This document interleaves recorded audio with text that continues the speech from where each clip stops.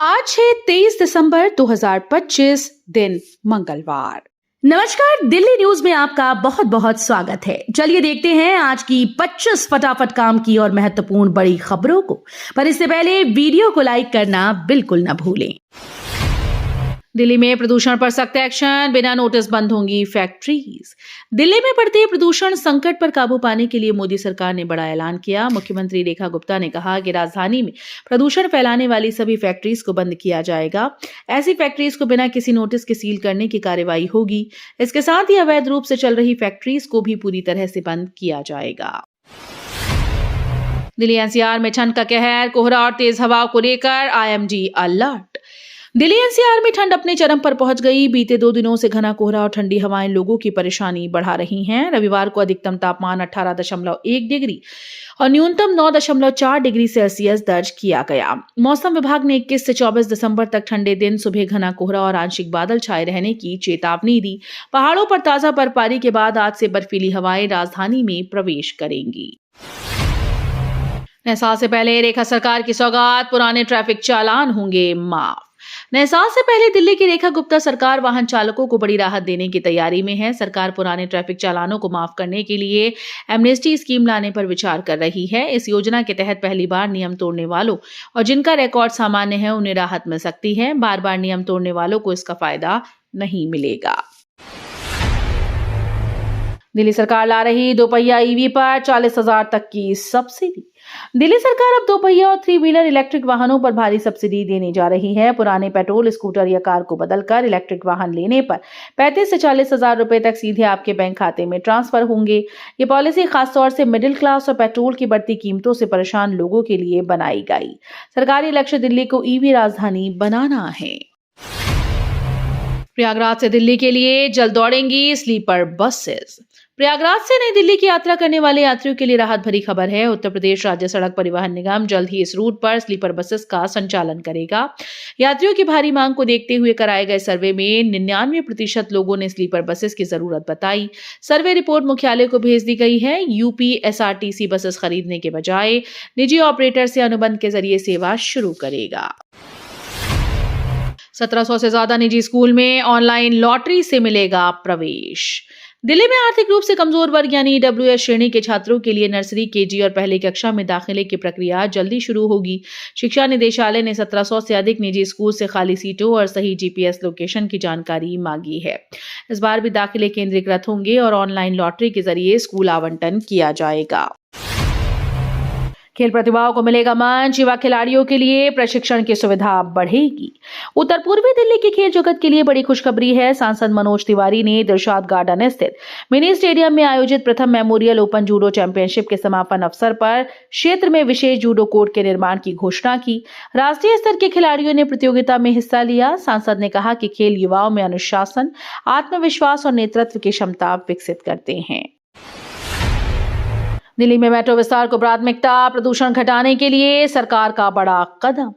दिल्ली सरकार ने प्रदूषण कम करने और सार्वजनिक परिवहन को मजबूत करने के लिए मेट्रो के विस्तार को प्राथमिकता दी है। फेज 4 के तहत साकेत, लाजपत नगर, इंद्रलोक, इंद्रप्रस्थ और इटाला कुंडली रूट को मंजूरी दी गई, जिस पर 3,386 करोड़ रुपए खर्च होंगे। मुख्यमंत्री रेखा गुप्ता ने लास्ट माइल कनेक्टिविटी पर भी जोर दिया। प्रदूषण पर दिल्ली सरकार का बड़ा एक्शन, पीयूसी से लेकर फैक्ट्रीज तक सख्ती। दिल्ली सरकार ने प्रदूषण नियंत्रण के लिए सख्ती और तेज कर दी है। 18 दिसंबर से बिना पीयूसी वाहनों को ईंधन नहीं दिया जा रहा, जिसके चलते अब तक 2.12 लाख नए पीयूसी जारी हुए। बीते 11 दिनों में करीब 3 लाख पीयूसी बनाए गए। एक दिन में रिकॉर्ड 50,000 से ज्यादा। ग्रेड 4 के तहत फैक्ट्रीज, अवैध इंडस्ट्री और नियम तोड़ने वाली कंपनीज पर कार्रवाई जारी है। यौन अपराध केस में समझौते पर नहीं मिलेगी राहत, हाईकोर्ट सख्त। यौन अपराधों से जुड़े मामलों में दिल्ली हाईकोर्ट ने सख्त दिशा निर्देश जारी कर दिए हैं। अदालत ने साफ किया कि अगर किसी मामले में पीड़िता मुआवजा लेने के बाद आरोपी से मुकरती है या समझौते के आधार पर एफआईआर रद्द कराई जाती है तो मुआवजे की वसूली की प्रक्रिया शुरू की जाएगी। सेमाग्लुटाइड आधारित वजन घटाने की दवा अब भारत में उपलब्ध। भारत में मोटापे के बढ़ते मामलों के बीच एमक्योर फार्मास्यूटिकल्स ने वजन घटाने की दवा पोविस्ट्रा लॉन्च की है। ये दवा ओजेम्पिक की तरह से सेमाग्लुटाइड पर आधारित है। एमक्योर देश की पहली भारतीय कंपनी है जो नोवो नार्डिस्क की इस दवा को एक्सक्लूसिव रूप से बेच रही है। यह हफ्ते में एक बार इंजेक्शन पेन के जरिए ली जाती है। इसकी शुरुआती कीमत 8,790 रुपए प्रति माह रखी गई, जिससे ये ज्यादा लोगों तक पहुंचने वाली दवा बन सकती है। नेशनल हेराल्ड केस में सोनिया राहुल गांधी की बड़ी मुश्किलें, हाईकोर्ट का नोटिस। नेशनल हेराल्ड मामले में कांग्रेस नेता सोनिया गांधी और राहुल गांधी की मुश्किलें बढ़ सकती हैं। दिल्ली हाईकोर्ट ने प्रवर्तन निदेशालय की याचिका पर दोनों युवाओं समेत 7 अन्य लोगों को नोटिस जारी कर दिया है। कोर्ट ने निचली अदालत के उस आदेश को चुनौती देने वाली ईडी की अर्जी पर जवाब मांगा है, जिसमें चार्जशीट पर संज्ञान लेने से इनकार किया गया था। भारत पे ने शुरू की भुगतान के लिए ब्याज मुक्त उधार सर्विस।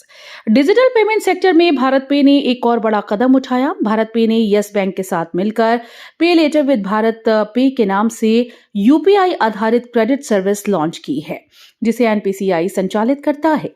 इस सुविधा के तहत ग्राहकों और व्यापारियों को बिना किसी कागजी प्रक्रिया के तुरंत क्रेडिट लाइन मिलेगी। यूजर्स रोजमर्रा के खर्च कर 45 दिनों तक ब्याज मुक्त भुगतान कर सकते हैं। दिल्ली में सेकेंड हैंड वाहन नियम सख्त, 15 दिन में आरसी ट्रांसफर जरूरी। दिल्ली में सेकेंड हैंड वाहन खरीदने और बेचने वालों के लिए नियम सख्त कर दिए गए हैं। अब इस्तेमाल किए गए किसी भी वाहन की आरसी अधिकतम 15 दिनों के भीतर ट्रांसफर कराना अनिवार्य है। तय समय सीमा में प्रक्रिया पूरी न होने पर पुलिस कार्रवाई की जा सकती है। सरकार का कहना है कि हाल के जांच में वाहन की सही ट्रेसिंग में दिक्कत सामने आई है, जिसके बाद ये फैसला लिया गया। दिल्ली एनसीआर में ओला उबर की निजी बसें, साझा परिवहन को मिलेगा बढ़ावा। दिल्ली एनसीआर की सड़कों पर जल्द बड़ा बदलाव देखने को मिल सकता है। मुख्यमंत्री रेखा गुप्ता ने ओला उबर के साथ निजी साझा और पूल बस सेवा शुरू करने की संभावनाओं पर चर्चा की। इसका उद्देश्य ट्रैफिक जाम और प्रदूषण को कम करना है। सरकार ने पीयूसी सर्टिफिकेट को अनिवार्य करते हुए साफ कर दिया कि बिना पीयूसी वाहनों पर 10,000 रुपए का चालान किसी भी कीमत पर माफ नहीं होगा। आईआईटी दिल्ली ने विकसित किया डिटर्जेंट, कपड़ों से मच्छरों को दूर रखेगा। आईआईटी दिल्ली के रिसर्चर्स ने मलेरिया, डेंगू और चिकनगुनिया जैसी बीमारियों से बचाव के लिए नया डिटर्जेंट बनाया। ये डिटर्जेंट कपड़ों पर मच्छरों के बैठने से रोकता है। टेक्सटाइल और फाइबर इंजीनियरिंग विभाग के प्रोफेसर जावेद नबी बख्श शेख के नेतृत्व में किए गए हैंड इन केस टेस्ट में ये असरदार साबित हुआ। डिटर्जेंट के खास तत्व धोने पर कपड़ों में चिपक जाते हैं और मच्छरों के सूंघने और स्वाद लेने की क्षमता को प्रभावित करते हैं। मोदी मिल से आईआईटी तक 7 किलोमीटर स्ट्रेच सिग्नल फ्री बनाने का प्लान। साउथ दिल्ली के आउटर रिंग रोड पर जाम मुक्त सफर के लिए बड़ा कदम उठाया गया। मोदी मिल और सावित्री सिनेमा के पास फ्लाईओवर निर्माण के लिए मिट्टी परीक्षण का काम पूरा हो गया है। अब पीडब्ल्यूडी एक्सपेंडिचर और फाइनेंस कमेटी ने प्रस्ताव पेश करेगी ताकि फिजिबिलिटी स्टडी और डीपीआर तैयार किया जा सके। इस योजना के तहत सावित्री सिनेमा और कालकाजी फ्लाईओवर को डबल कर मोदी मिल फ्लाईओवर से कनेक्ट किया जाएगा। क्रिसमस से पहले दिल्ली के बाजारों में दिखी जबरदस्त रौनक और खरीदारी। क्रिसमस नजदीक आते ही दिल्ली के बाजारों में रौनक और उत्साह चरम पर है। सदर बाजार, करोल बाग, कनॉट प्लेस से लेकर बाहरी इलाकों तक हर जगह सजावट और खरीदारी का माहौल है। Christmas tree, LED light, Santa Claus की ड्रेस, टोपी और सजावटी सामान की सबसे ज्यादा मांग देखने को मिल रही है। दक्षिणी और पश्चिमी दिल्ली की 3 सड़कें होंगी सिग्नल फ्री, जाम से राहत। दक्षिणी और पश्चिमी दिल्ली के लोगों के लिए राहत की खबर है। राजधानी की 3 प्रमुख सड़कों को सिग्नल फ्री करने की प्रक्रिया शुरू हो गई है। दिल्ली ट्रैफिक पुलिस, पीडब्ल्यूडी और एनएचएआई मिलकर इस योजना पर काम कर रहे हैं। उत्तम नगर से राजौरी गार्डन रिंग रोड पर जनवरी से यू टर्न निर्माण शुरू होगा। वहीं पीरागढ़ी, टीकरी बॉर्डर रोड और मेहरौली गुरुग्राम रोड को भी सिग्नल फ्री बनाया जाएगा। भारत बांग्लादेश तनाव चरम पर, वीजा सेवाएं ठप। बांग्लादेश में जारी हिंसा के बीच भारत और बांग्लादेश के रिश्तों में तनाव और गहरा गया है। भारत द्वारा वीजा सेवाएं निलंबित किए जाने के बाद अब बांग्लादेश ने भी नई दिल्ली स्थित अपने उच्चायोग में सभी काउंसलर और वीजा सेवाएं अस्थायी रूप से बंद कर दी। ये फैसला सुरक्षा कारणों और हालिया विरोध प्रदर्शन के बाद लिया गया। चटगांव में हिंसा और भारतीय अधिकारियों पर हमले की घटनाओं ने हालात को और गंभीर बना दिया है। कांग्रेस अकेले लड़ेगी बीएमसी चुनाव, शिवसेना का ऑफर ठुकराया। कांग्रेस ने 15 जनवरी 2026 को होने वाले बीएमसी चुनाव अकेले लड़ने का फैसला किया। शिवसेना के गठबंधन प्रस्ताव को पार्टी ने ठुकरा दिया।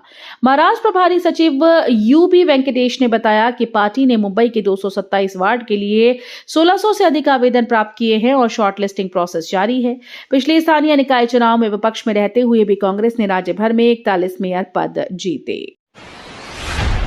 पर्सनालिटी राइट्स पर दिल्ली एचसी सख्त और माधवन से जुड़ा आपत्तिजनक कंटेंट हटाने का आदेश।